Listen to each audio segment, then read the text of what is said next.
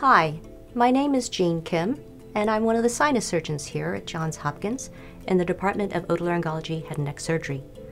I also hold secondary appointment in the Department of Medicine in the Division of Allergy and Clinical Immunology by virtue of my niche area of interest.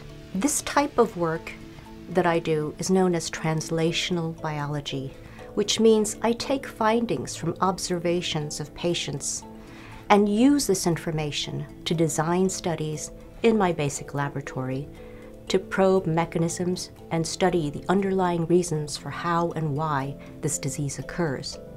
And the goal of this approach is to then come up with new ideas for therapy that we can test in preclinical studies in the laboratory, and also hopefully to advance into clinical trials one day, thereby providing new options for therapies.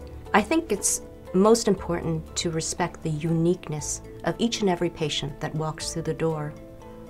And it's only in this way can we discern what's good for patient A, which may not necessarily be appropriate for patient B. Taking these unique features into devising a treatment plan, I think, is key to success. I think we're at Hopkins are really blessed to have such resources, including our tremendous colleagues.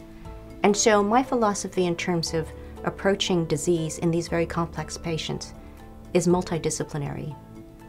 We have no qualms about engaging our colleagues in pulmonology, rheumatology, and allergy and immunology to all work together to find an answer.